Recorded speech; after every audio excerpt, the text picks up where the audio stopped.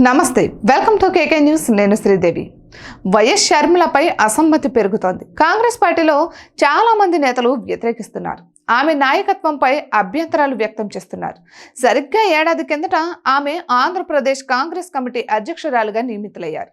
తెలంగాణలో వైఎస్ఆర్ పేరిట పార్టీని ఏర్పాటు చేశారు అనుకున్న స్థాయిలో రాణించలేకపోవడంతో కాంగ్రెస్ పార్టీలో విలీనం చేశారు అందుకే కాంగ్రెస్ పార్టీ ఏపీ పగ్గాలను ఆమెకు అప్పగించింది అయితే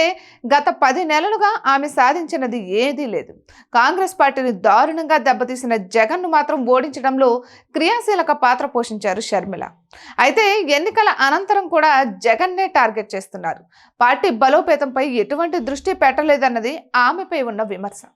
అయితే ఏపీలో అధికార పక్షాన్ని విడిచిపెట్టి అదే పనిగా వైసీపీని టార్గెట్ చేసుకుంటున్నారు షర్మిల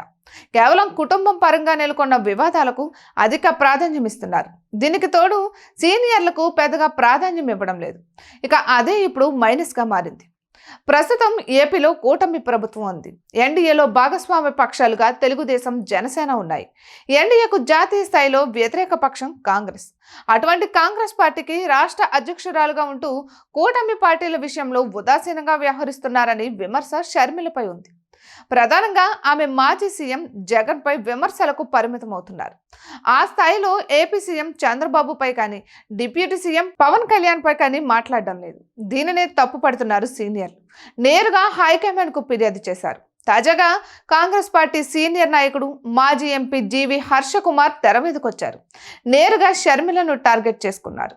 ఒక జాతీయ పార్టీకి ప్రాతినిధ్యం వహిస్తూ ఎల్లప్పుడూ కుటుంబ వివాదాలకే ప్రాధాన్యతనిస్తున్నారంటూ ఆగ్రహం వ్యక్తం చేశారు సొంత అన్నయ్య జగన్ పై విమర్శలు చేస్తే చాలు పార్టీ ఏమైపోయినా పర్వాలేదన్న రీతిలో షర్మిల వ్యవహరిస్తున్నారంటూ కామెంట్స్ చేశారు హర్షకుమార్ ఎక్కడైనా అధికారంలో ఉన్న పార్టీని ప్రభుత్వ వైఫల్యాలను ఎండగడతారని కానీ షర్మిలలో అటువంటి పరిస్థితి కనిపించడం లేదని ఆవేదన వ్యక్తం చేశారు